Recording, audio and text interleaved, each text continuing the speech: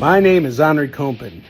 You've seen me sell comics. I want to buy this comic. Too bad, because that comic sucks! You're watching Onrie'S Comic Mukbang Reviews. Prepare to get banged. What is up, everybody? Welcome back to Onrie'S Comic Mukbang Reviews. I am your host, Onrie'S. This is technically should be episode 12, because last week should have been episode 11, but unfortunately I had to suddenly cancel last week's episode because my grandmother passed away. So yeah, it's been a couple days for me. This is my first time going live since everything went down, and I kind of needed a couple days to kind of get my footing, I guess. You know, in all honesty, and I've already talked about this so much, but you know, my grandmother, she lived to be almost 99 years old. Sunday's actually this upcoming Sunday is actually her 99th birthday.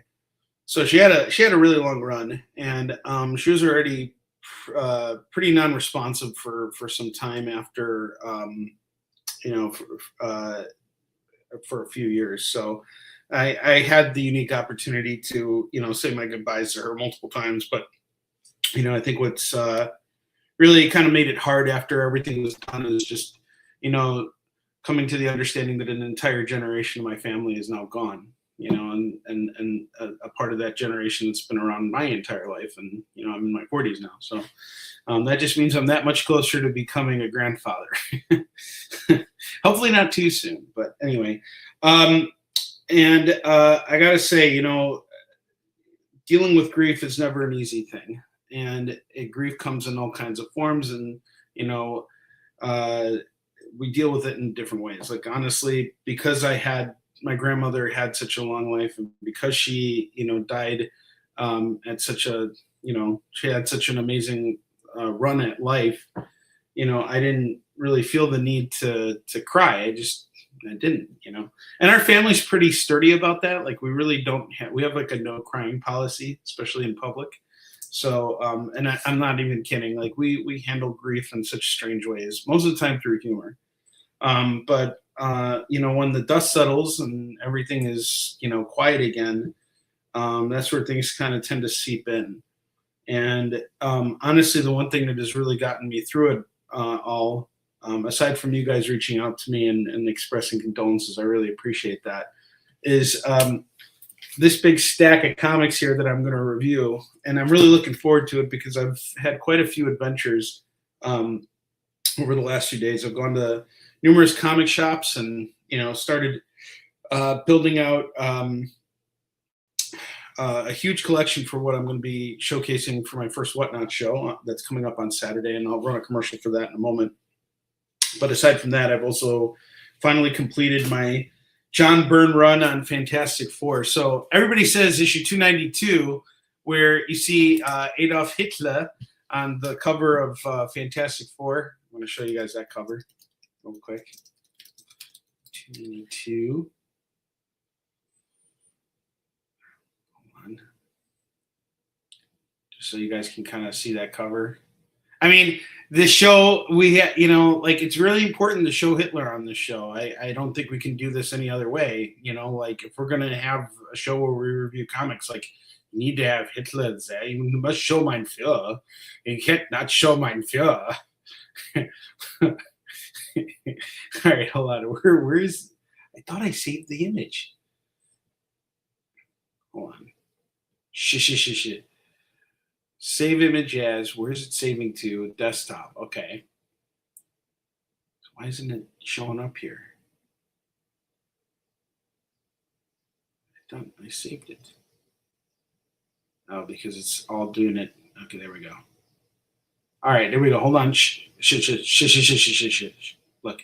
Oh, and Jay's in the room, so that's like the perfect time to bring Hitler in. See? So I thought that when mein Führer showed up, that was like the last issue that John Byrne did of Fantastic Four, which would have been great. You know, it's like he would have, you know, gone out like the Third Reich did. But no, John Byrne is a sneaky son of a bastard bitch. And he's a brilliant, sneaky bastard son of a bitch. because he came on to do 293, and just when you think this fucker's done with Fantastic Four after doing like 60 plus issues, he comes in for 294, but he doesn't illustrate it. He actually is the writer of this issue, and they brought on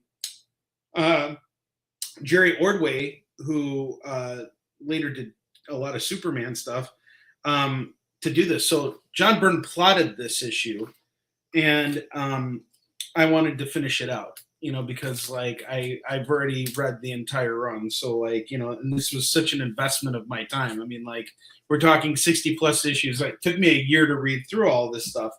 And, I finally completed it today. I finally, cracked down on that and finished the run. So 295, I think, is the last issue that he actually plotted or didn't get credit for.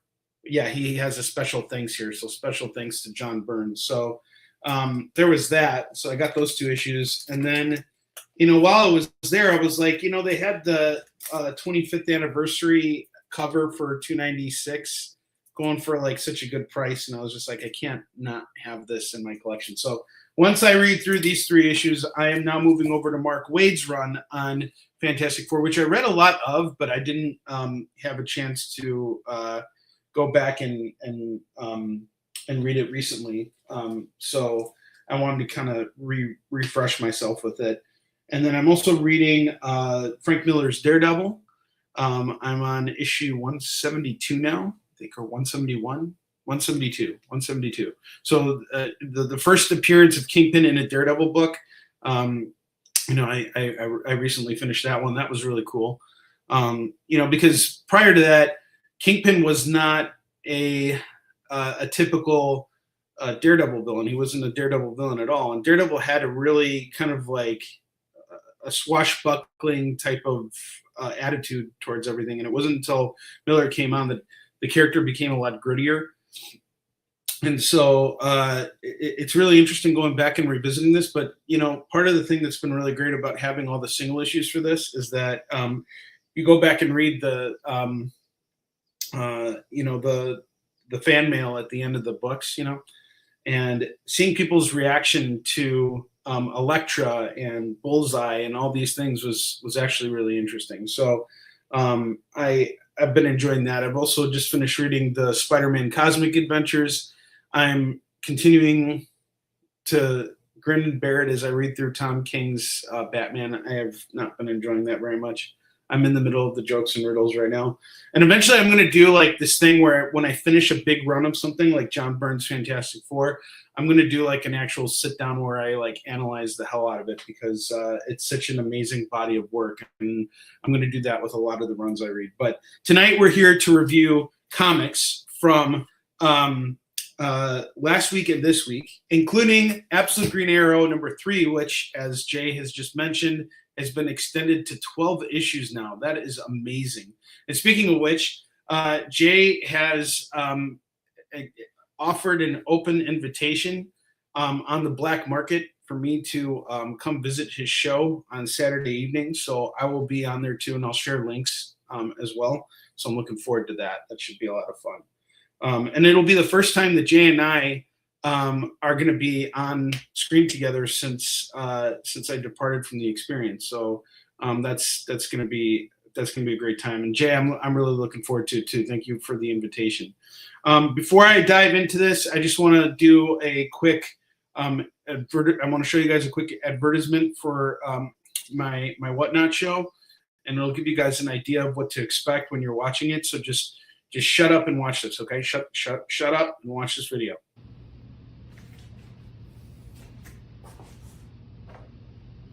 All right, we got a boys 9-8 here, and it's looking really good. And holy shit! Oh my god! Oh shit! Damn it! What the son of a? It always happens at the worst time. So I'll be on Whatnot this Saturday, 11 a.m. Pacific, 12 p.m. Mountain Time, 1 p.m. Central, 2 p.m. Eastern, to showcase a brand new collection of books that I am building out right now. We're going to basically be doing everything the same way we do on Kicking It, just on Whatnot now. My decision to move to Whatnot has basically been should have. It's a decision I decided to make mainly so that I could get eyes in front of new people and continue to build what I've been building. And unfortunately, the algorithm for what I've been doing using the current model hasn't been really working as well. And so I'm going to continue broadcasting here, talking about comics and interviewing people and things like that, but I'm going to be doing sales on whatnot. So those of you guys who just like to tune in and hang out with me, you're welcome to come and hang out on this show anytime I go live. You can always watch it afterwards too, because I'm reviewing comics.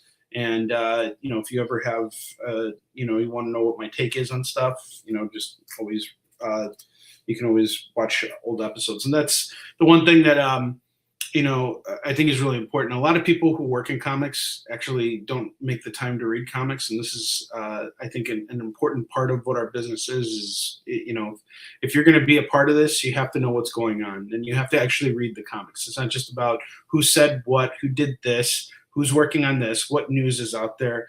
All of that stuff is bullshit. The real stuff is in these books here, and we need to take the time to actually read them and enjoy them. And like I said, losing my grandma was really tough, but one of the things that got me through it was reading a book that has the word Shalabal on the cover.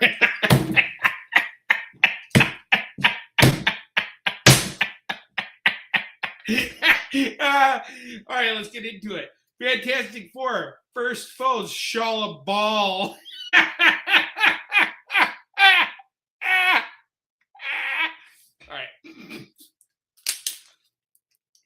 All right, so this came out last week. And here's what I think. All right, so this takes place in the MCU version of the Fantastic Four. And this is like the third book they put out now. So the first one, the first Foes was like based on Mole Man, and then the second one I think was based off of the Wizard or something. I don't even remember anymore. All right. That's how little I care about it. But it feels like Marvel treated this the same way. It's like they were like, oh, hey, we got the Fantastic Four movie coming out. This is a big deal. We got to put out this First Foes comic series. We're going to keep pumping them out. And then the movie came out, and then they kind of lost sight of why we should care about this. And they're like, oh, yeah, we got this book in the pipeline. Let's put it out there. But is it actually good? That's the question. So this is what we're going to look into now. Like, in terms of, like, did we need this book? It feels like the way that it's put out there, it's almost like this was all part of the plan, but, it's actually not a bad book. And I like it doesn't really add any insight to Shalabal's story that we don't see in the movie. It doesn't add anything, and that's a little disappointing. But it does show, that how she can be kind of merciless as the Herald of Galactus. And in this book here, we see her basically directing Galactus to a planet that is at civil war, and everybody's trying to kill each other. And then she comes and she stops the war. And after she stops the war, she's basically like, well, you're all going to fucking die now. So, you guys should all just like hold hands and make up. And they're like, well, curse you, you stupid. Why don't you suck on my Shalaballs? And she's like, I don't have balls, asshole. And she like flies off, and then the planet gets destroyed. And what I think was handled really well here is that we do see that she does have an empathetic side, even though she's usually coming into the picture with delivering bad news and things like that. But it's well done, honestly. And it's written by Charles Soule and illustrated by Mark Buckingham.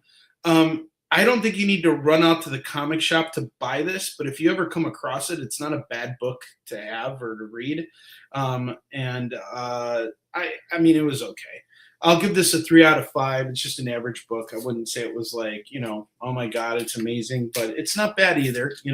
It would be nice if there was a little bit more of a build up to this. Like, if you're going to do this, like, really do it. It feels like they forgot why they were doing this in the first place, and now they're just kind of pumping these out, and we don't need it. Just why don't you give us regular Silver Surfer and suck my Shalaballs, okay? There we go. All right, Emperor Aquaman number 19.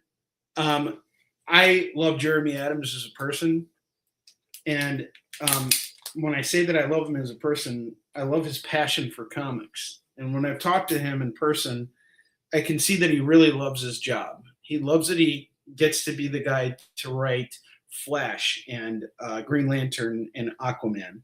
And the things he's done with Aquaman are great. He has actually made me a fan of this character because for the longest time, I really didn't care about Aquaman at all. But right now, Aquaman is discovering new powers within himself as he's connected to the blue, which is all water, which means he can control all water. And if you guys read his confrontation with Hawkman in the Knockout series, there was a issue of DC Knockout, like a tie-in where he fought Hawkman. He just like creamed him. He beat the shit out of him because of his ability to control the blue, which means he can control all liquid, including blood, including everything. And he is becoming so powerful now. And Hal Jordan is with him. And he's like, you got to be kind of careful of how much power you got. And trust me, I know this because I was once per Alex and, you know, I had the ultimate power. And, you know, you just want to make sure you're not getting that you're maintaining some control over the powers that you have. And there's a really great confrontation here with Batman and Wonder Woman because they're concerned about how strong Arthur is becoming. And Arthur really kind of understands where they're coming from, but at the same time is sort of like, you know, what the hell, guys? Don't you trust me? And it feels like this could go in one direction or another. Is Arthur fated to follow down the same path as Hal Jordan and become Parallax, but with Aquaman powers, or can he control his powers over the blue? And I think this is a really interesting direction to take Aquaman. And there's a lot of cool stuff happening on the sidelines too. This is a really great issue, continues with everything. So like if you've read every other issue of Aquaman so far and have enjoyed it, the latest issue is not going to disappoint. This is some really good stuff. We're going to give this a 4 out of 5. This is really, really good. I love it. Not a lot of stuff came out this week, but this week we got like clobbered. I literally had a day from hell today.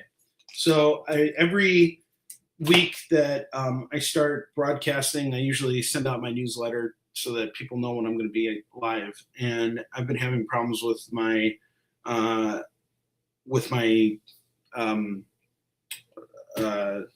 provider that I use for writing my newsletters.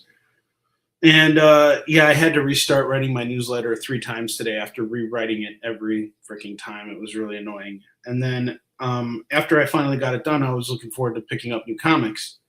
And I was like, all right, I don't have a lot of time, so I'm going to go over to one comic shop and get everything and then, you know, go over there and then come back and read and then, you know, be ready for tonight's show.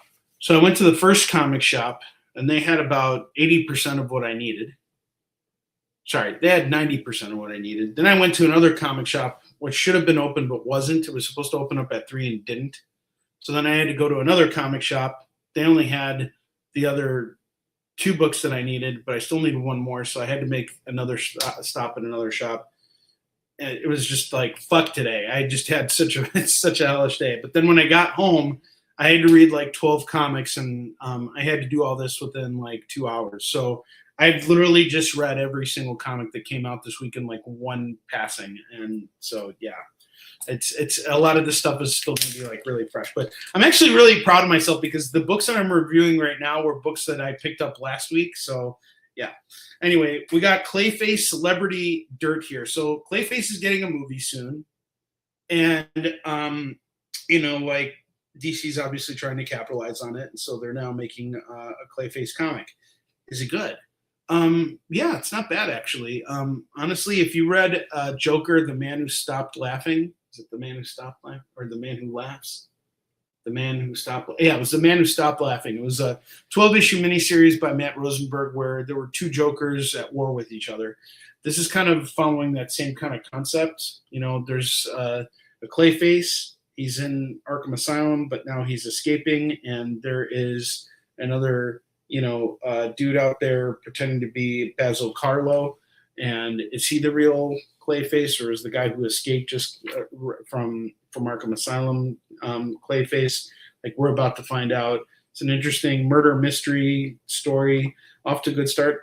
Art's pretty good. A little too cartoony for my liking. Like I wish it was a little bit more rendered and dark. I think that would really bring it home. Like if it was more like the style of like Arkham Asylum. I mean, the way they're pushing Clayface is it's going to be a horror movie. This kind of feels like a little more animated, cartoonish. It's not bad though. It's a good book. I like it. You know, and even the art style, I can't knock it. It's good. Fran Galan is the artist, and Jude Ellison Doyle is the writer. Good first issue. Let's see where it goes. We'll give this a 3 out of 5. Yeah, it's not really. I can't say anything negative about it. You know, and again, first issues. I will always say this are always hard. They're the hardest because it's like you got to make me give a shit, and you got to give me enough of a reason to want to pick up issue 2. And I think this does that, you know, so we'll see where this goes. You know, I really want to give it a chance here. And we're going to talk about, you know, story advancement per issue, because a lot of things happen over time with comics. Some comics get better as issues progress and we learn more of the story. And then sometimes we get into these like ruts where things don't move at all. And that's really annoying. But anyway, let's get into the Fury of Firestorm number 4. This has been a really great series. My first time reading a Firestorm book, and I'm really enjoying it. I think this has been a lot of fun. Some kind of weird moments in it. You know, like you kind of have to leave your brain at the door at certain points. But you know, basically there's a firestorm. You know, like. There's like Firestorm has basically closed off an entire city and has basically turned it into like ash or something, but he's not controlled by the 2 people that normally control him. And only one of them is inside Firestorm right now and is being controlled by some other like deity or source or whatever. So everybody's now looking for the other half of Firestorm, which is the professor. And he has been doing experiments because, well, he's now in hiding, but he was doing experiments, and you know he manipulated Ronald Raymond to become Nuclear Man with him so that he could control him because he had an influence over him, and this was his way of kind of like trying to, you know, prevent the world from having a fail-safe against, you know, Superman and all the other superheroes that were out there. And so, you know, things got out of control. He's now in hiding, and now they need his help. And the city that this firestorm is controlled is in Colorado.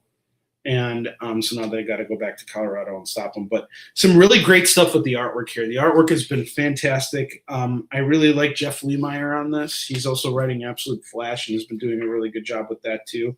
You know, there's a lot I like about this. This has been a really, really great series so far. I'm not sure how many issues it's going to go, but I saw another reviewer, you know, talk about this, and you know, this generator here that they need, that it's going to be like their secret weapon, is like 5 tons. So how does it fit on the car? And this is where I kind of just left my brain at the door. It's like, it's not 5 tons. It's like 5 pounds, whatever. Like, shut the fuck up. Who cares? It's a fucking comic, right? Like, this is 3. No, actually, no. We're going to give this a 4 out of 5. I enjoyed this. I enjoyed the artwork. I enjoyed the story. I look forward to seeing where they go with this. Like, this is a 4 out of 5 for me. I like Fury of Firestorm quite a bit. All right, now this next book here was one of my favorite. You know, it's typically one of my favorite titles, but this latest issue was really disappointing. Daredevil. So we got Daredevil 4. Now let's start with the cover here. The cover is actually pretty fucking great. A little dark, but if you look at the artwork, it's pretty cool. I think this is a strong cover. Not a lot of context to really get us to want to open up the book. Like, I think a burst balloon or something that says like, who's choking Daredevil? Like, open up the pages to find out. Like, is Daredevil being choked out? And, you know, is he going to get blue shallow balls? You know, like, open this book to find out, you know. So I think that's something that's missing, like context to get us more excited about what we're seeing. Still hate what they've done here with this, with the numbering here, like number 4, in case you can't see it, the big fat fucking 4, and it's almost as big as Daredevil 4. Like what they did before was better. The issue numbering is not like it just sticks out more than the title does, in my opinion, because it's white and and I still think saying something like Daredevil, the man without fear, like where did that go? I want man without fear. But it's I'll tell you what's really disappointed me about this issue is that it doesn't fucking go anywhere. Like I've liked Stephanie Phillips on Daredevil. I think this has been the most refreshing Daredevil we've had in a while. But we got a new villain here named Omen, who was named by Spider-Man in the stupidest fucking way possible. In the last issue, they were like swinging and going through the city, and Daredevil's explaining who this villain is, and Spider-Man's like, "Oh man, like oh man, Omen," like that was stupid. And why is Daredevil naming his own villains? Daredevil shouldn't name his own villains. His villain should name himself. All right, so we got to look at who Omen is. Cool. All right, we kind of saw this in the last issue, so now we know what's going on. Daredevil can't see him, but we can. What's up, Joey? How you doing?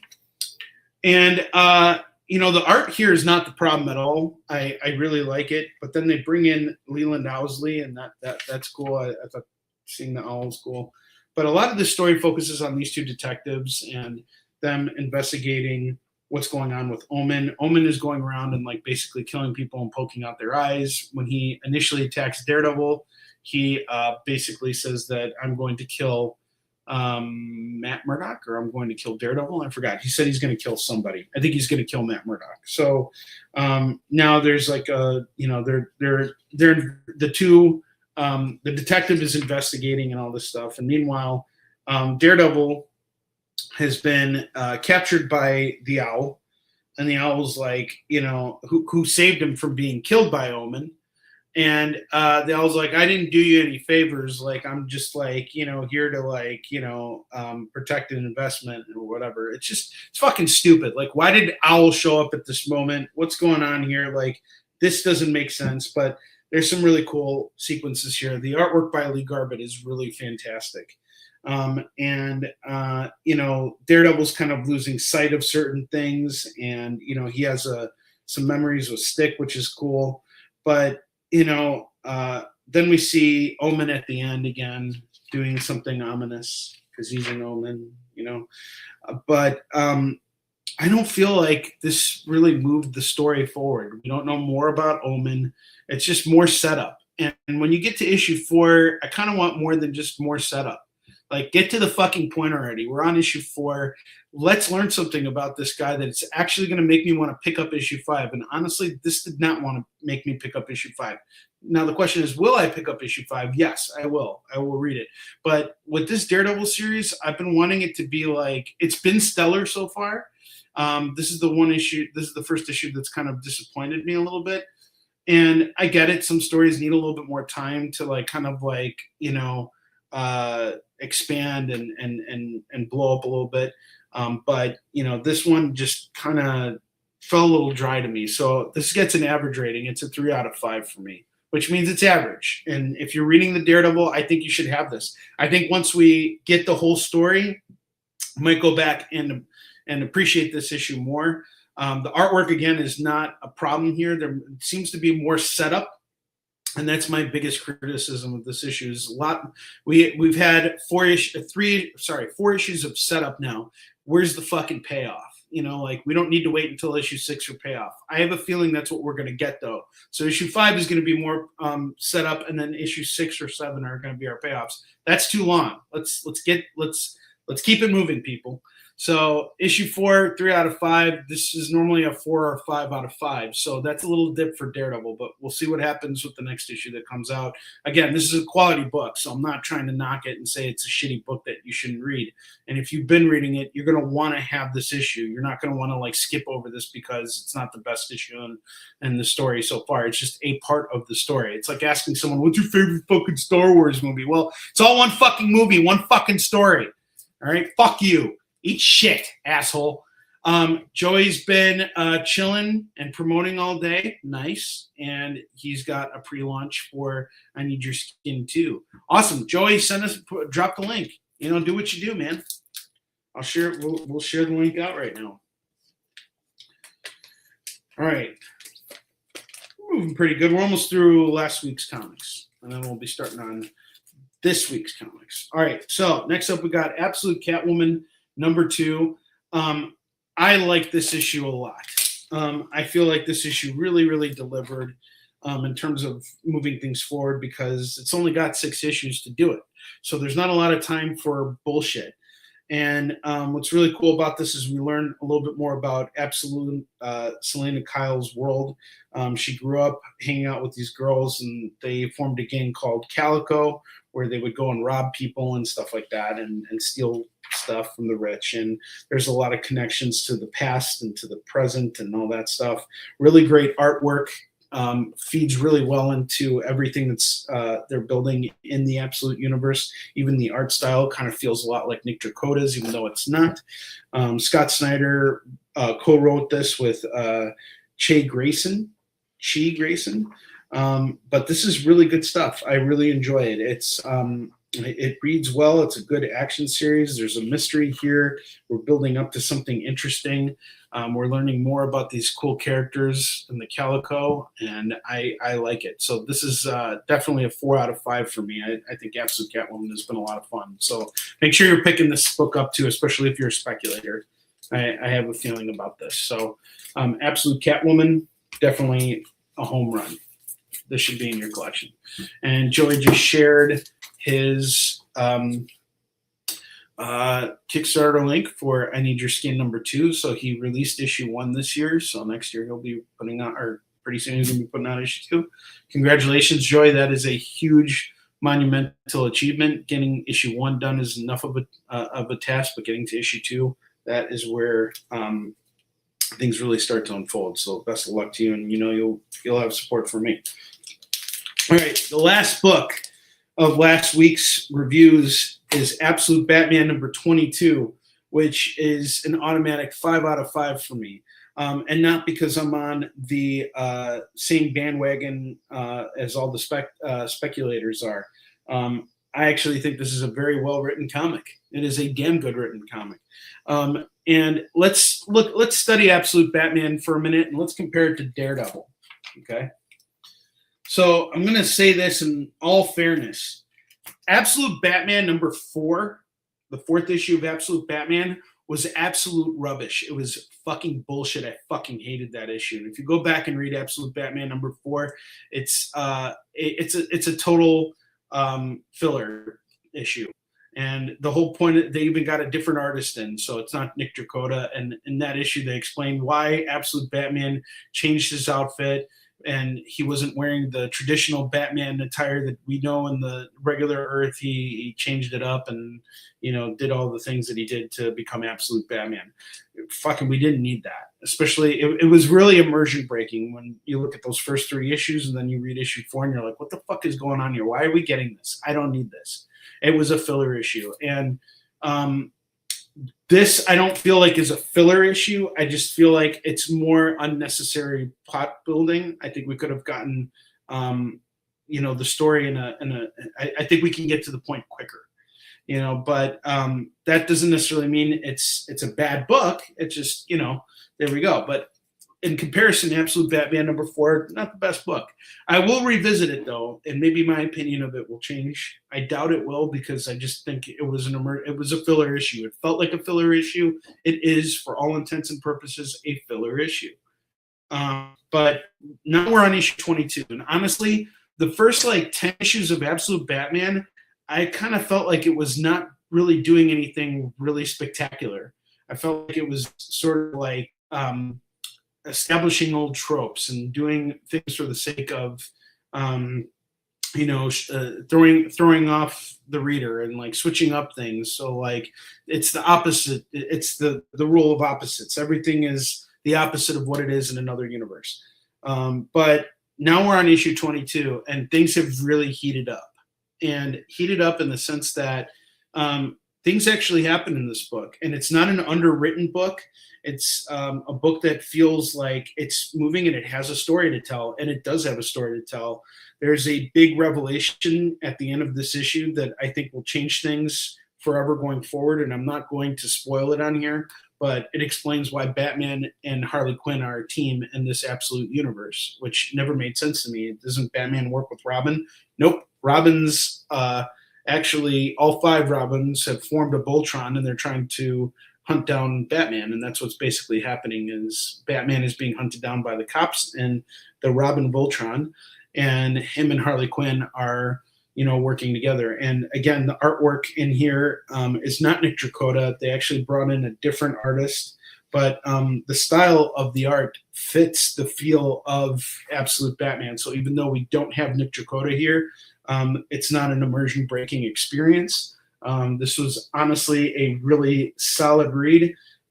Pick it up, and if you're not reading Absolute Batman, you're behind right now. You should be reading Absolute Batman as a comic creator, making your own independent comics and studying what this book is doing right so that you can learn from it, because there's so much that Absolute Batman is doing, and there's a reason why it's so popular. So read it. Even if you hate it, read it. It's good stuff. There's a lot to take from this. So Absolute Batman number 22, 5 out of 5. Keep reading this motherfucker and keep making them, DC. I love it. Yeah, there are a lot of panels, but I'm actually going to say that there are some books I read from this week's the stuff that came out this week that is not Scott Snyder, that has lots of panels too. But yes, he does have lots of panels. But this is the thing: I don't like reading a comic where I can blow through it in 5 minutes. And if I can blow through it in 5 minutes, it should cost less. It shouldn't cost me $4 to read through a comic in 5 minutes. And there were a lot of books this week that I was able to blow through in literally 5 minutes because there wasn't any context, there wasn't anything. Like that issue of Punisher that I reviewed a couple weeks ago. I think it was the last show I did before this. The problem with it was you have 3 or 4 pages at the beginning of the story of a chase scene where a police officer is going after a bunch of criminals. And there's no text. There's nothing to like, we know what's going on. We don't need any further context, but having the further context of telling us what she's thinking about, telling us what these guys have done, telling us like how long it's taken her to track them down and how she's, moments away from losing them. That brings us into the moment. When we don't have any of that, we don't care anymore. It's now just another generic fucking action scene. So when you get storytelling that kind of slows you down and forces you to actually read the fucking thing, that is actually how story builds up. And I think that's what really works well for Absolute Batman. But a lot of people feel like this is just, like overhyped stuff. And I'm about to tell you why it's not overhyped. I don't think it's doing a lot of things right. See, what Absolute Batman is doing is it's taking what's working so well in manga. Like everybody loves manga. Like my kids, they love manga. They love all this Demon Slayer and, Vinland Saga and like all this stuff, which is cool. I like it too, But how do you get fans of manga to start reading Western style comics? Well, you got to merge the two together, but not in such a direct way. And I think what Absolute Batman does is it takes really awesome anime or manga concepts and puts it into a Batman title. And so I see a lot of Akira in this. I see a lot of really awesome like Batman stories and Dark Knight Returns all mixed in together. It's like the best of both worlds coming together without being so much on the nose. That's why Absolute Batman is working so well right now. All right, so I have the next book here is Punisher versus the Amazing Spider-Man. That's a new book that came out this week. So this is the first book that I read that came out from last week. You literally have pages with no words, and you don't even notice. And look, you don't have to necessarily have words in order to move a book forward. Like Jeff Darrow, who I love, he's a master. He made Shaolin Cowboy, and in one of his Shaolin Cowboy books, there's absolutely no words in it at all. It's just straight up action, but the detail and everything forces your eye to stop. So I'm always about doing whatever it takes to get the reader to really absorb what it is. It's not necessarily that they have to read a lot of like boring exposition, but something to stop the eye so that you can appreciate the layout, so you can appreciate the story that's being told as it's unfolding, so that it's not just a generic fucking comic that anybody can put out, you know? Jay says, I heard this is more of a team-up book. It's a unique spin on team-up books, actually. I don't know why I even fucking picked this up. I normally look at this and I'm like, sigh, and just like don't pick it up at all. What's up, Roberto? But I picked this up, and I actually rather enjoyed it. I picked it up so that I'd have something to talk about, because as if I didn't have enough comics to fucking read and review this week. But I have to say, what this book really does well is it takes us back to the early appearances of the early encounters that these two characters had with each other, and it takes place around that time. And what's interesting is that neither of these guys really kind of understand each other yet, so they're both trying to see if they can convince each other to become like the other. So like Punisher's trying to recruit Spider-Man to become his ally in his war on crime. He's trying to get Spider-Man to kill, and Spider-Man is trying to get the Punisher to stop killing. And so they team up, but it's very reluctant. They don't really know each other. And they don't know what the other is capable of. Honestly, I'm enjoying this Spider-Man more than the regular Spider-Man right now, both art-wise and story-wise. And that's why I picked it up.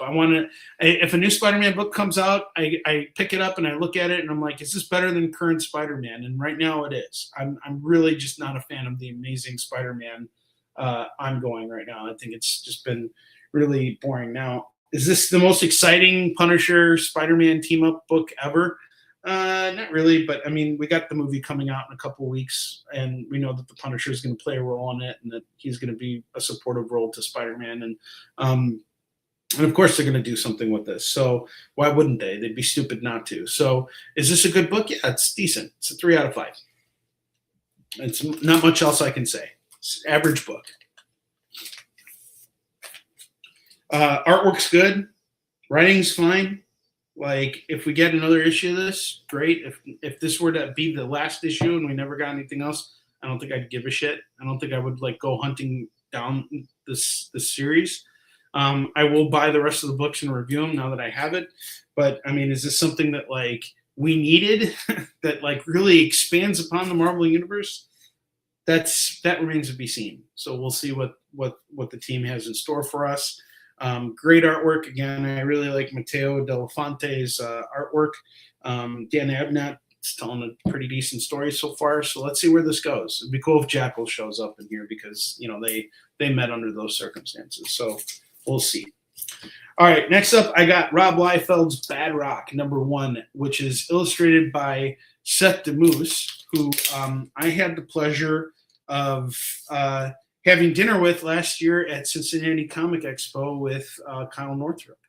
And Seth was talking about working with Rob and having the experience to do Bad Rock and how exciting it was for him. And so when this book came out, I decided to pick up Rob's variant cover and Seth's variant cover just to support both of them. I like Seth DeMoose a lot. He's a really good guy, and I'm just happy to see him getting a chance to work on a character like, Bad Rock. And, it's written by Rob Liefeld, so you can expect it to be in line with what he's established with this character. And, it's a book that moves along. You know, I don't think it's like the most engaging comic, but it nods to a lot of different things that exist, and it does it in a really tasteful way. You know, like the artwork by Seth is really what sells it for me. I think he does a really good job of like capturing this character and everything. There are some moments where I'm kind of like, I feel a little bit of a disconnect, because what happens here is Badrock is, you know, for those of you guys who don't know, he's a kid who was involved in an experiment that put him into this big rock-like body. So he's kind of like Image's version of the Thing. And he even has a saying, which is yabba dabba doom. But in the beginning of this, he's fighting this guy named Girth, because Girth kidnapped his mom. And so, you know, we have a flashback to, you know, Badrock being at home with his mom, and he's like telling his mom what his vacation plans are, and he's planning to watch movies, including The Odyssey, which is, you know, coming out, and he's hoping Marvel's going to turn things around. You know, the new Spider-Man should be solid, and you know, he's eating waffles, and then all of a sudden these guys come in to like kidnap his mom, and so he's trying to fight them, and you know, he obviously gets knocked out by Girth, and his mom gets captured. Okay, so that's all good. That's great. Then he blacks out. He wakes up, and he gets a message that says, "We have your mom. You know, she's on an airship." And then the next panel, he's like smiling, like, "Okay, if I found out someone kidnapped my mom, I wouldn't. He wouldn't even be here. I would think he would leave." But he stops and he takes pictures with these kids, and he says, "Yabba dabba doom." Like, I don't know. I just kind of felt like that felt off to me, I want to say. But other than that, this was a fun book. Will I be back for issue 2? Yeah, well, let's give issue 2 a shot, you know. I'm going to give this, because I like Seth so much, and I like seeing him have a chance to work with Rob Liefeld. I'm going to give this a 4 out of 5, and keep it coming, guys. Keep doing your thing. You know, like, this was a lot of fun. Hopefully I can get Seth to sign this for me when I see him next. He won't charge me like $30 for it. So you gave my book a 4 out of 5? Fuck you, Onrie. Eat shit, Onrie. Yabba dabba doom, Onrie. Suck my shallow balls, Onrie. All right. Next up, we got some science fiction written by Jonathan Hickman. There were a lot of books that came out this week. We got Foundations #1. And this is printed up like on a bigger size. So it's kind of like what the same magazine size that the DC Black Label books are printed on. And this is just like all of Jonathan Hickman's sci-fi books. You can expect lots of pages like this, where there's just lots of white and nothing much else to, you know, move the story forward. And then, you know, more pages like this. And then here, let's find another. Where's the next one? Then you got this one here too. It's like some character profiles, and you know, and more art in the back and stuff. So okay, I'm not giving this a real honest or fair review, but that's just what if you've read Jonathan Hickman sci-fi books, it's very much that same type of feel like that he does with all of his sci-fi books, which this is kind of like his trademark, I guess, where he's going to take up a whole fucking spread and just have like white space, a little like sign here, you know, it's like a loading screen almost, you know. But Foundations is like kind of like a combination between sci-fi and mythology and like magic and things like that. It's about explorers going to a different planet and, you know, discovering the gods that are there. And the artwork is really fantastic, and the storytelling seems to be pretty coherent. You have to be paying attention while you're reading it. But it kind of feels like, you know, like Aliens and, you know, mixed with some, you know, mythological type stuff. And the designs of some of these gods is pretty cool. You yeah, I like Manhattan Projects, like all the other stuff that he does too. So it's very much in line with what he's doing. So like if you guys like Jonathan Hickman doing sci-fi comics, I don't think you'll be disappointed. And he doesn't deserve all the credit here. Him and Nick Spencer did this together. Mike Del Mundo is the artist along with Mike Huddleston. This was a pretty decent book. I mean, I don't know if I want to pay another $8 for a second issue, but like, you know, sorry, Jerome Pina is the artist on this. I don't know why he's not on the cover, but there are multiple artists who worked on this. So yeah, I mean, and I love Jerome Pina's artwork. He's a master. So this is some really good stuff here. But yeah, it's like about this boy, and his dad tells him a story and then goes on an expedition and never comes back. So now he's worried about his dad, and you know, he's got a sibling and all this stuff. So there's a lot of setup here, but it's coherent. Sometimes Jonathan Hickman's stuff in the past, for me, was not coherent, but this kind of came together nicely. So I liked it. We'll give this a 3.5 out of 5. It's above average. Good artwork, interesting concept. Let's see where it goes. Let's hope we get something that lasts here with the Foundations from Dark Horse. 40 years of Dark Horse. Jesus. It's a long time. Bastards. Motherfuckers. What's up, Kyle? How you doing, dude? Good to see you, man. All right, next up, we got Avengers Armageddon #2. So, in the wake of everything that's been going on in the ongoing Captain America series and Red Hulk and everything's kind of coming to a culmination in this issue and in the series Avengers Armageddon. In the Captain America series, we're introduced to another alternative Captain America who was around during the Gulf War, and he has, you know, he also has super serum, but his super serum gives him powers like. You know, what's his face? The guy. You know, the guy, the yellow guy, the Sentry. He's like the Sentry, but stronger. And the Avengers are now putting they're coming in to close up shop for the Red Hulk, who's basically trying to take over Latveria and call it New America because he's pissed off at what Doom did to him. And in the meantime, Russia's about to send their version of the Avengers, the Soviet Guardians or whatever. I forgot what they were called. Jay's going to come in and correct me in a minute. But anyway, now the Avengers are fighting Red Hulk, and now this new Captain America comes in, and you know he like basically beats the living crap out of Red Hulk. So Red Hulk is done, but now we got a bigger threat here. And that's what I think this is all about, is setting up for a new villain. And it's basically like Marvel's version of Homelander. And I'm liking it. So far, it's great. I like Chip Zdarsky. I like Netho Diaz as the artist. It's Delio Diaz and Frank Alpizar. Great artwork in this book. Like, seriously, this is like some really well-rendered stuff.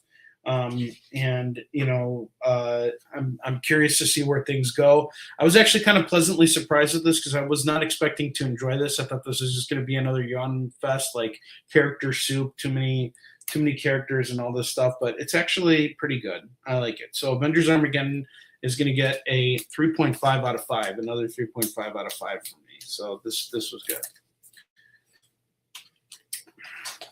We're doing pretty good so far. All right, so I'm going to air my commercial again real quick just to kind of catch my breath, but I will be on Whatnot this weekend for my first show. So here's the ad so you guys kind of get a sense of how I'll be conducting shows. All right, we got a boys 9-8 here, and it's looking really good. And holy shit! Oh my god! Oh shit!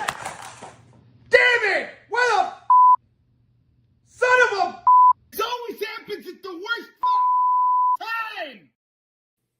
So yeah, I'll see you guys on Saturday, 11 a.m. Pacific, 12 p.m. Mountain Time, 1 p.m. Central, 2 p.m. Eastern. All right. So we got this stack of books left, and this is what I was reading, you know, before we got on the air. So we're going to start off with Alien Kingkiller, which is coming close to the final issue. So this is the penultimate issue of the series here.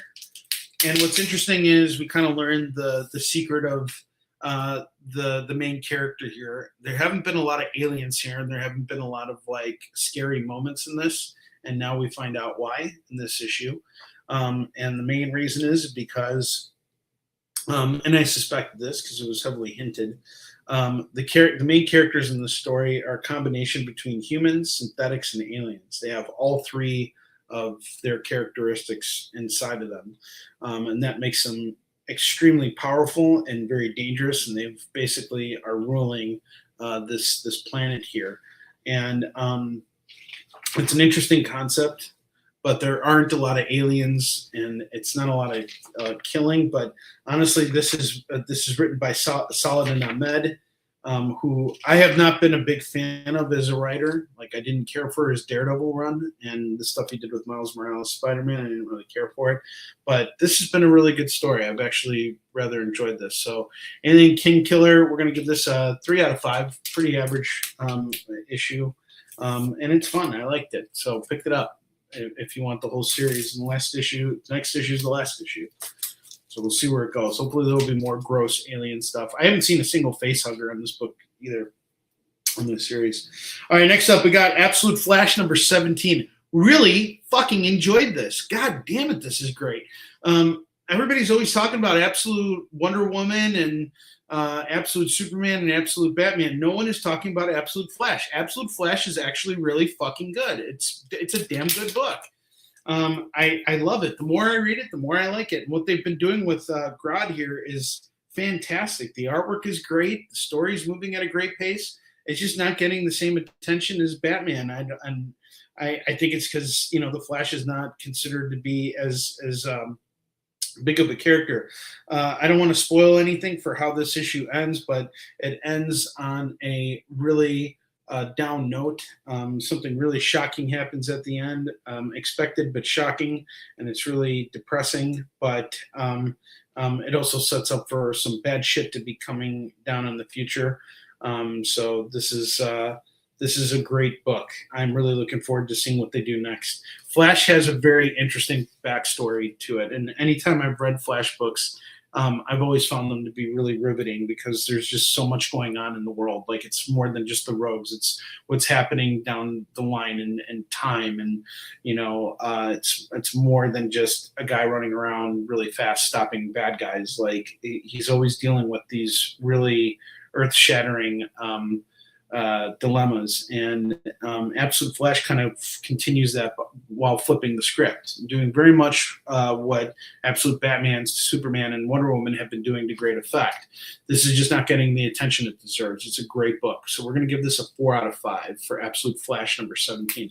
Sometimes I read this book and I'm like, oh, but I think it's really more how I feel about Absolute Green Lantern than anything. But Absolute Flash, awesome stuff. Love it. And then we got Deathstroke the Terminator number 5. This is an issue that delivers. So the last 4 issues have been kind of building up, but it's been building up the right way, in the sense that, something happens along the way to kind of distract us from getting to the point. And that, I think, works. It's better than just having senseless buildup. It's like, right as this character is about to get an answer, he gets attacked by this guy, and this thing happens. So in the case of Deathstroke, he was attacked by Deathblow and Deadshot, and now he figured out that that wasn't that they had nothing to do with the death of Wintergreen. So for those of you guys who haven't been reading the series kicks off with Deathstroke being on the run for having killed his friend Wintergreen, who assigned him all his missions.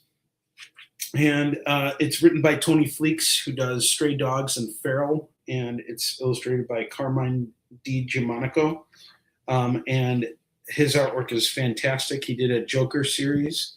I think he did the Joker, the Man Who Stopped Laughing. And he also illustrated Spider-Man Noir with Fabrice. So really great artist and a really great writer doing Deathstroke, a character that I don't know why he has so many comics, but this has actually been a lot of fun. And the reason why I say that is because they never go all out with Deathstroke. Like he never gets like this book always. It's about a killer, and we don't see a lot of blood in a book where he's supposed to be killing people. But it still works, and I think they played up a really great mystery. And we get the reveal here, and I'm not going to spoil the reveal, but what Deathstroke initially was, even though he didn't kill Wintergreen, he's being framed for the murder. And there's an imposter who's been running around as Deathstroke, and we find out who that imposter is in this issue. And it's a really great reveal. You won't see it coming. I've been enjoying this very much, and I look forward to the next issue. This is a 4 out of 5. I definitely enjoyed Deathstroke, the Terminator #5. This is a great book. Pick it up. It's a very good read. All right. This is all the books we've reviewed so far, and this is what we have left to review, and we're an hour in. Lots of me talking. All right, so we got World's Finest, #53, written by Mark Waid and illustrated by Gutierrez. This is his name, but I want to know his last name. Does he get his... Okay. There it is. Adrian Gutierrez. All right. So this kind of wraps up a run here where they're on a different planet. And they're on this planet called, I forgot the name of the planet. It's going to be here in a minute. Hold on. Some really sharp dialogue in this, by the way. Mark Waid really is a phenomenal writer. But I'm trying to see what was Scataris. So Superman and Batman and Robin have gone to this alternate planet to find this pilot who, disappeared, and he actually ended up on this planet. This is in here. He kind of looks like Thor.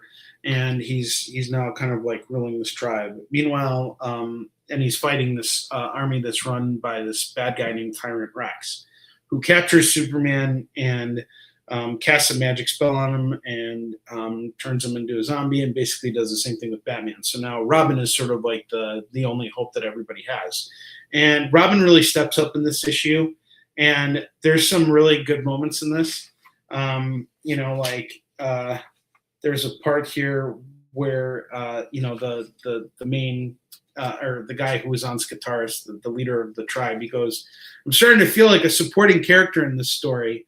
And then Robin says, "Been there," because he is the supporting character, but now he's standing up and being the main character, which I really like. So what I really like about this is that Robin really takes the center stage here. I don't know if it's Dick Grayson. I don't know which Robin it is, but he's very flirtatious. He's flirting with this girl named Mariah, sorry. And he's kind of hoping that he'll get his own version of Catwoman, which he doesn't, unfortunately. And then there's a cat that comes out of nowhere at the end. So, that's always a good thing. When the cat comes out of nowhere in the comic, that's when it's a good comic. So this was good. I'm gonna give this a 3 out of 5. It is average. Like, I don't think that owning World's Finest is gonna change your life, but if you're looking for something entertaining and swashbuckling, like this is a fun World's Finest adventure, written by Mark Waid and Adrian Gutierrez on the artwork. Good stuff.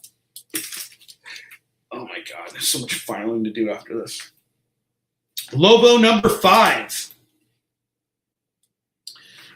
Written by Scotty Young and illustrated by Jorge Corona. And this has been a lot of fun. I'm not a big Lobo fan in terms of like the comics. I have a hard time, reading the stuff and really laughing at it. And this is the first issue where I actually kind of chuckled a little bit. There's this point where, there's this female hitman or whatever, and her name is Lip Balm, and you see, what's up, Lorena? How you doing? It's been so long. Lorena, how you doing? So lip balm, she's got like, there's a lip over her head. Do you see that right there? That's like a big lip. She's got huge lip shoulder pads. She's got bra protectors, boob protectors, and a 1, 2, 3, 4, 5, 6, 7, 8 pack protector, and hands and everything. And she comes in and she like, you know, attacks Lovo, and like she like shoots him up, you know. And then all of a sudden he comes back and he shoots her with this thing from his skull, and it's located right where his wiener is, and like he like blows her back, and he goes, was that good? Was that as good for you as it was for me? You know, like I thought that deserved a chuckle, and I thought that was really great. And the artwork has been really sensational on this, and it moves at a pace, but it, you know, there aren't a lot of moments that make me really, really laugh, but this has been great. Well, that's good. I'm glad you're still sober. I've been sober too, so we're sober buddies. I love you, Lorena. I'm glad you're doing well. Good action, good artwork. I'm enjoying Lobo as much as I've been enjoying Deathstroke. So this issue's been a lot of fun. I don't know if I need this in order to feel complete with my life, but I have it, and it's good. It's got great artwork, great story. We're going to give this 3.5 out of 5. 3.5 out of 5 on this. So this has been good.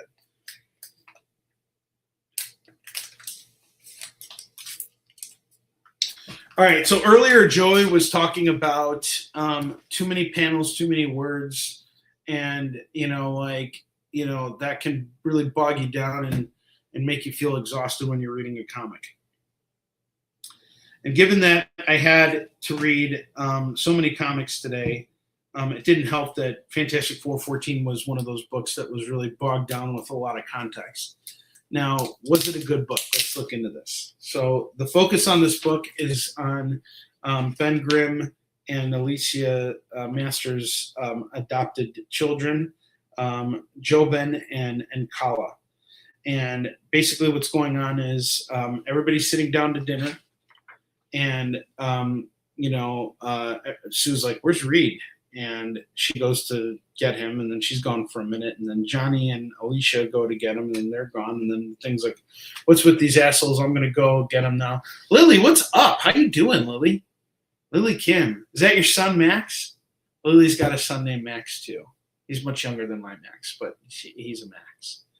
Lily, how you doing? We need to catch up at some point. It has been so long. I hope you're doing well. So yeah, everybody disappears, and then Jobin and Kala go down to see what's going on. Everybody's looking at these numbers, and they're like, you know, totally zombified, and they can't get anyone's attention. And so they try and ignore it and go upstairs and eat ice cream, and they're hoping that they'll feel better afterwards, but they don't. And so they start trying to figure out what's going on. And so they look into Reed's computer, and, you know, they see that something's going on. Everybody around the world is not paying attention to what's going on. Like social media posts have dropped, like no one is doing anything. And so they go out to see what's going on. And then they see Iron Man in the middle of the street, and they're like, hey, what's going on, Iron Man? And they pull his helmet off. And when they pull his helmet off, he loses his freaking mind. And, you know, he goes up to another guy and, you know, stares at his phone. But what happens when his phone loses battery life? What do they do then? What's going to happen to them? Well, it's not pretty. So Jobin and Kala, they're like, we're kind of screwed. What are we going to do? This is a really bad situation. But then, like all heroes, they decide to you know, come together to solve the problem. And I really love how they do that. You know, I forgot what they said. She goes, and Kyle goes to him, she goes, Joe, I'm scared. And he goes, I am too, Nikki, but it is, as Father has always told us, if there's a problem and it ain't getting fixed, then you got the opportunity to lend a hand and fix it yourselves. Okay, so we help, but how? You know, I love that kind of stuff. I like seeing these kids, rather than cave in, they step up, and this is great. Thank you, Jay. I appreciate you listening in. And get back to doing fucking housework. What the fuck, man? Fucking stopping in the middle of housework to write that. Get back to cleaning those damn floors. I better see my face on those floors when I come over next time, damn it.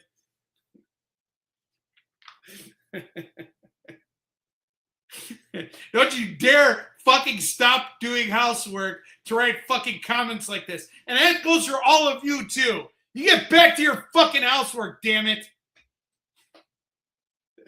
Ron Helton, what's up, brother? Good to see you. Thank you for being here. I appreciate everybody tuning in tonight. This has been a lot of fun doing review nights. And remember, I'm going to be doing a Whatnot show soon. So on Saturday, I'm doing my first Whatnot show. So here's a commercial for it, so you guys kind of know what to expect.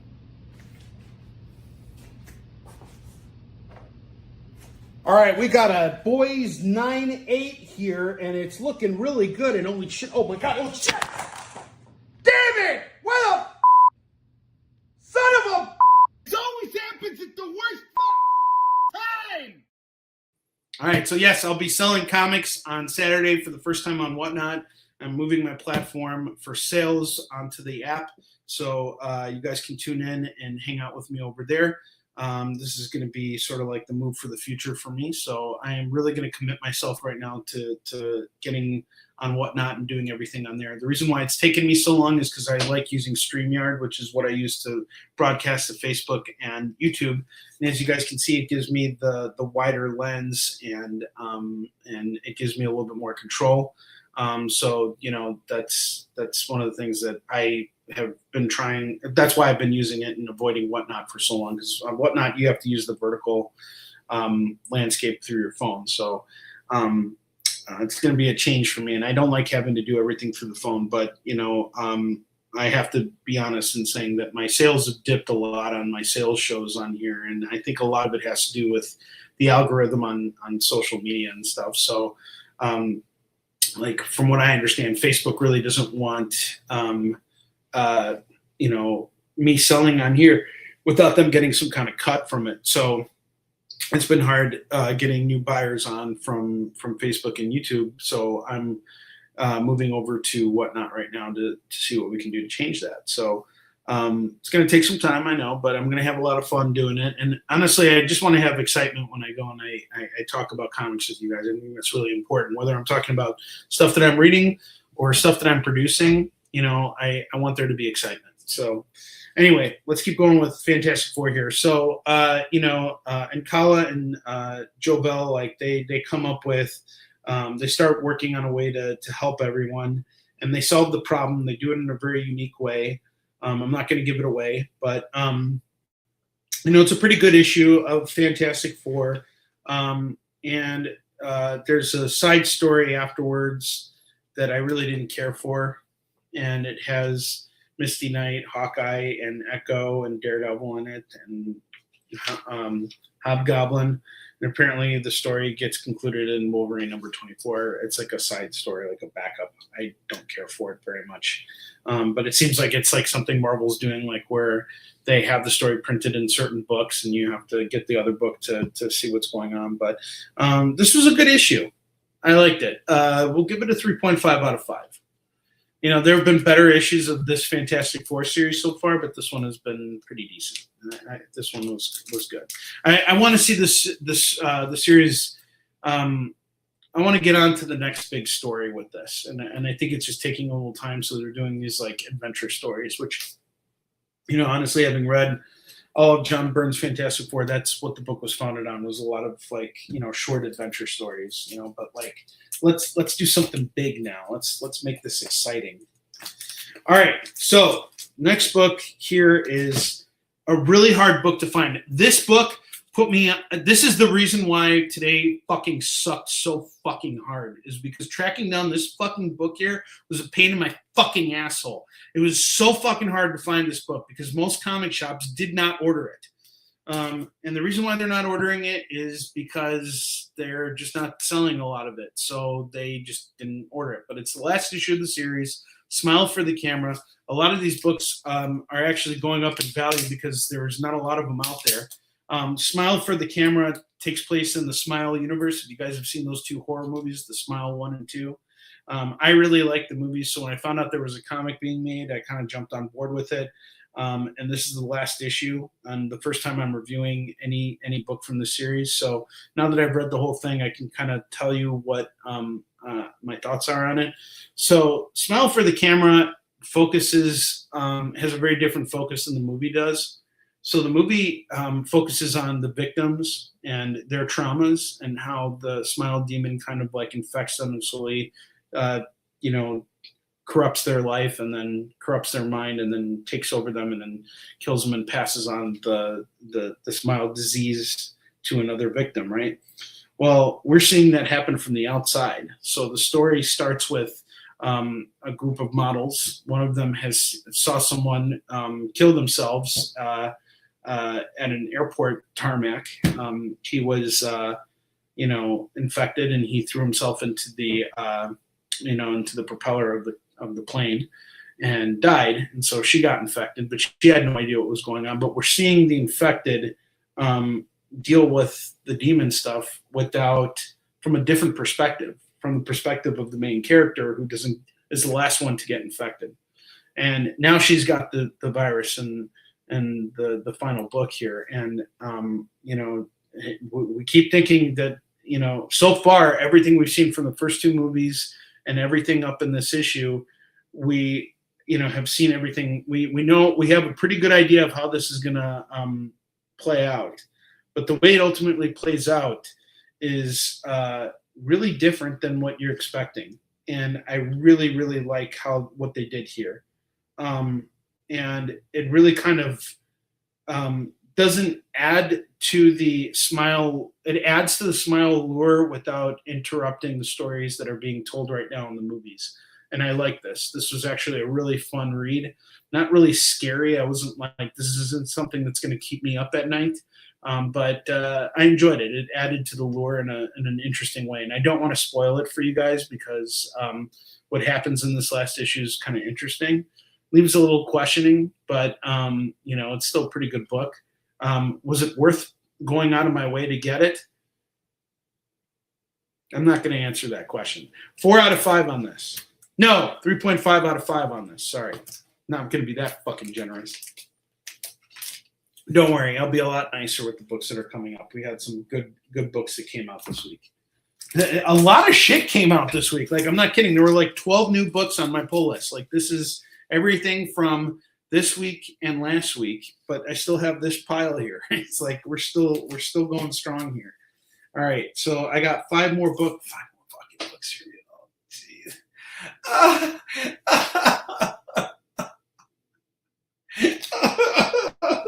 hey, you want to suck my shallow ball?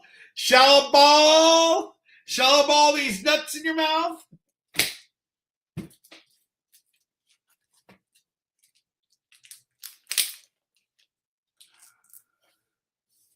Captain America number 13. Oh, bunch of shit. No, I'm just kidding. This is actually a lot of fun. I like Captain America number 13. Chip Zdarsky's writing this too, so he's doing Avengers Armageddon, and he's doing this. He's all in with Marvel right now. And Cap's in hell, and he's working with Doctor Doom. They're going up against Mephisto, who has Red Skull in his army. And, this is just more build up to, the upcoming war. And, Doom and Cap were enemies, and now they're working together. So this is kind of like an interesting change of events here. And it's a pretty good read. I enjoyed this issue a lot. I thought this was good. It adds to the story. Looking forward to seeing where it goes next. I like the Cap's in hell. He's not exactly dead. He's in this catatonic state, and Spider-Man shows up here, and he has a moment where he's like, Cap, I love you, don't die. And it's like, it would be awesome if Cap opened up one eye and was like, shut up, Spider-Man, and just goes back to hell. But no, it was a good read. I enjoyed it. It's not Valerio Schiti is not the art. He's the normal artist, but they brought in a different artist on this one. Tone Lima, and the art's The art's good. It's serviceable, but I wouldn't say it's like anything to write home about. Like it's doesn't really grab me as much. The story, we'll see where it goes. You know, it's all right. It's this is a pretty average book. It's getting a 3 out of 5. Don't worry, I'll be kind. I promise. All right, so I want to go back yet again to what Joey said earlier about not liking comics with a lot of context, and the things that I was saying about not liking comics with no context in them. So is there a middle ground? Like, do comics always have to be bogged down with lots of exposition, or can we enjoy some comics without any exposition at all, and and just see the art, and can we get the most out of the story? I think Battle Beast does a wonderful job of answering this question. I read this book in 5 minutes, but it was the most fun fucking 5 minutes of my life. Why? Because we're seeing Battle Beast fucking beat the shit out of, him and Conquest are fighting and beating the shit out of each other. And it's a great issue. There's not a lot of context here. I mean, there's lots of double splash pages. There's the story moves at a really rapid pace here. There's not a lot to slow you down. There's not much that we need to see. This is giving you everything you need to see. You don't need to see any more than what it's giving you, and it's fine. It's enough. But it's moving at such a pace that you're not missing anything, and you're still enjoying it. And there's great banter between the two characters. It's good stuff. I really liked it. So for a book that only took me 5 minutes to read, I'm going to shock you guys. It's a 5 out of 5. Battle Beast. This is another really great series that if you're not buying it right now, you are missing out. Get Battle Beast number 11 right now. This is awesome. And one other thing that I thought was really cool was that Mark Bagley did a variant cover on this. That's fucking awesome. Mark Bagley is one of my favorite artists. Yeah, I'm not throwing you under the bus, Joy. I hope you don't feel that way. I'm just bringing up your points. We're just having a conversation here. He's just trying to dress the comic over here. No, it wasn't an attack. It's just there's different ways to perceive comics, right? And I know how you feel because I used to feel that way about Brian Michael Bendis' work. Like sometimes he has too many panels on his page and too much exposition. Do we need this exposition? There's unnecessary exposition, and then there's exposition that's there to advance the story. Typically the way I approach writing myself is, I have a script. And the script is sort of like my love letter to the artist and the colorist and the letterer. The artist and the colorist. And telling them things that I want to see there that the reader is never going to see because they'll see it when the book is there. When I write for the actual script, I'm actually looking at the finished artwork and thinking to myself, what is not on the page that should be there? What could keep the story more, and what can bring the reader more into the story? So that's how I approach writing as a writer. But a lot of these guys who are pumping out these comics, they don't have that luxury. They're just writing a script, handing it off to the artist draws it, letterer letters it, and they move on. They're already working on 5 different titles that are coming out 5 months down the road, or 5 weeks down the road, or 5 days down the road. So these guys are constantly pumping stuff out. In my case, and in our case, I think we have more time to kind of focus on what we're doing and tell the kind of stories that matter to us. And so we have more time to sit around and pick at things. That doesn't mean that one style of writing or drawing is better than the other. It's just a method of how these things work. There's lots of ways to make comics. The way I kind of look at it is, they're the big comics like Marvel and DC, they're like McDonald's and Burger King, whereas the independent guys, we're more like restaurant owners, we're making burgers and hot dogs, but we're doing it the way the mom and pop shops work, you know what I mean? But sometimes we might do something a little bit more stylized too. It doesn't mean that, one is better than the other or worse than the other. It's just a different method of working. What's up, Eddie? How you doing? All right, finally, 3 more books to review. I can finally catch my breath. Eddie, how you doing, dude? Good to see you, my brother. Great show last night, by the way. And Eddie, I need you to do me a favor. I need you to send me the information of that creator that you had on your show last night. He interviewed a creator that him and Zach interviewed a creator that is doing a book about the Headless Horseman. And I came on this show and I had a very tasteful comment I said that the porn adaptation of the Headless Horseman was called what did I say? Giving the Horseman Head. See what I did there? Play on words, pornographic. Suck my shallow balls! Ass! See, I think Marvel made this book specifically so that I could reference it constantly. That's why they made this book. They did it for me. I love you, Marvel. You'll never hire me to do a fucking thing. But you'll make this book so I can go out there and sell it. So fuck you! No, I'm just kidding. I'm not applying for a job there either. I have a job. My job is to review these damn comics. All right. I got Infernal Hulk #9, penultimate issue of the series.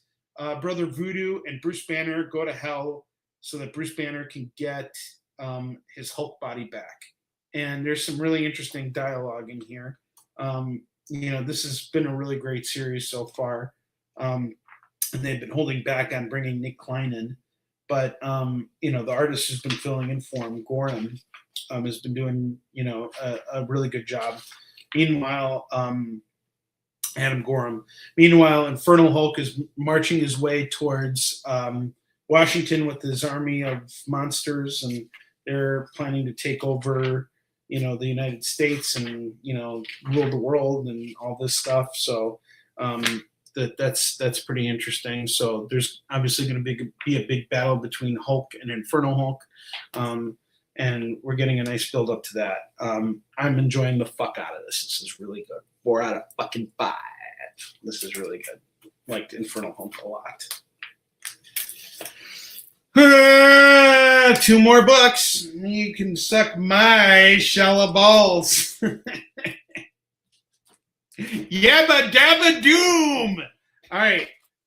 Murder Podcast #8. I have really, really loved the series. So I got turned on to Murder Podcast by a retailer that I was shopping from at, what was it? Columbus, GalaxyCon Columbus last year. And he turned me on to, we were just talking comics. And he told me that he was really into the stuff that Ignition Press was putting out. So he turned me on to Murder Podcast. And I read the first couple issues and I was like, this is really damn good. And so I kept reading it. And this week they released the last issue, which is a really gory and action-packed issue. And it concludes the story. It's interesting. It's got some inconsistencies that I think are kind of weird. But overall, I think it was a really great book and a really great read. I would have liked to see more of the main characters, suffer at the end. I wanted to see them I wanted to see some losses felt on their side. But there's a heavy implication that there will be more of this series, like another sequel or something like that. And so hopefully we'll see these characters again, and hopefully they'll get killed off at some point. In creative ways. But this was a really freaking great series. I love Murder Podcast. I love the way this is produced. I love what Ignition Press is doing as a company. These guys are great. They're doing really, really fantastic. This is a 5 out of 5 for me. If you can pick up the trade once it comes out, I highly recommend doing it. This is a really great horror comic. And horror in the sense that I can't say I was really horrified, but it was horror enough to the point where if they made a TV show or a movie about this, I would watch it and I would be like, oh, that's pretty fucked up. I think what kind of pulled me out at certain points was the art style. If it was more rendered like these covers are, I think I would have felt more into it. But it kind of has the interior work is a little bit more cartoony, and I think that kind of pulls me out of it a little bit. But overall, still a really brilliantly illustrated book and some really strong graphics. I mean, look at that. Cutting his head open. I like that. Very Mortal Kombat. And I'm also very desensitized. It's really hard to scare me now. It takes a lot to get me to my shala balls to, shrink and go into my sack the way they do on a cat or a dog. Shrivel up. Shrivel up. Too much information? Too many reviews? I don't know, because we're at the end. The last book. Final book. Absolute Green Arrow #3. And this was a lot of fun. I really loved Absolute Green Arrow #3. We don't know who Absolute Green Arrow is yet. Big balls, small balls, I don't know. Raphael Albuquerque is the artist on this. He is absolutely crushing it. It is a really great book, like illustration-wise. This is so good that it's been expanded to 12 issues. I'm hoping that we're going to find out who Absolute Green Arrow is. I'm hoping that they're kind of hinting who it could possibly be. There's a really great cliffhanger at the end. This is great. You need to read this fucking book. It is amazing. Pick it up. I don't want to spoil it for you guys, but it really focuses a lot on we're seeing everything through the perspective of Black Canary, who's trying to, solve the murder of Oliver Queen, and at the same time find out who this Green Arrow is. And I'm really hoping it is Oliver Queen, that he's still alive and doing all this stuff. But this Green Arrow is very different than the Green Arrow in the main universe, because this one is killing people and he is not being kind about it at all. He is fucking shit up, and it is awesome. It is so great. The artwork in this book is honestly fantastic. I really love this page here a lot. It's really fantastic. So they haven't confirmed that it's Oliver Queen yet, but I'm hoping that it is Oliver Queen. I hope there's like some way he's been resurrected, because I can't imagine it being anyone else, and I certainly hope that they're not going to pull off something like that. It's really a girl. Like, I don't want them to do that. I don't mind that there would be a female Green Arrow, but like, don't do that to us. They're setting up a good mystery here, and it's coming together really nicely. Like, take it in a direction that I think will expand on the universe. That's really kind of what I want. So again, not that I have anything against a female Green Arrow, but we already have Black Canary. I kind of want this to be Oliver Queen resurrected. That would be really badass. So, all right. So let's count. How many comics did I review today? 2, 4, 6, 8, 10, 12, 14, 16, 18, 20, 22, 23. 23 fucking books in an hour and 31 minutes and 55 seconds. I'm fucking awesome. 23. I could have reviewed more, but I shallowballed all these books in my mouth. I think I reviewed this book by like 2 times, technically. 2 times, shallowball, get it? All right. Anyway, one more time, I'm going to share my commercial for my Whatnot show. Why is it airing? Air it.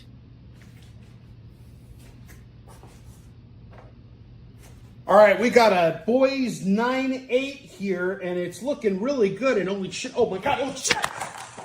Damn it! What a son of a!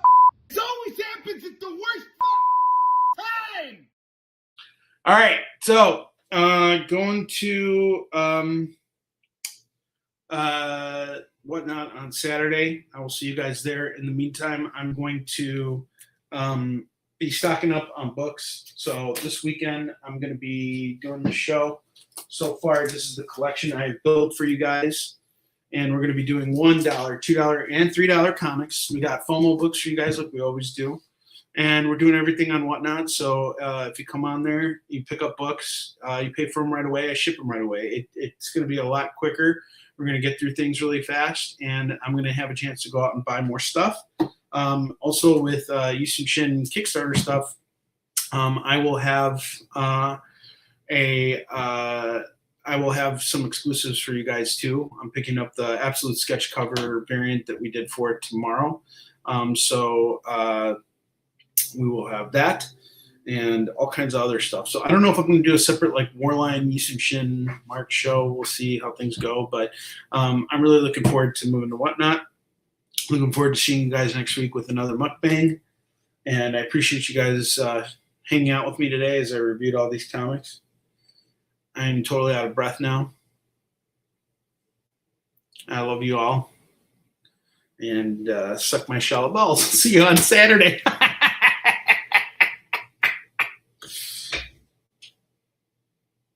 I'm ending this now. Bye. Get out of here. Come on. Go. Get back to your fucking housework. Clean that fucking damn house. Shit. My ass.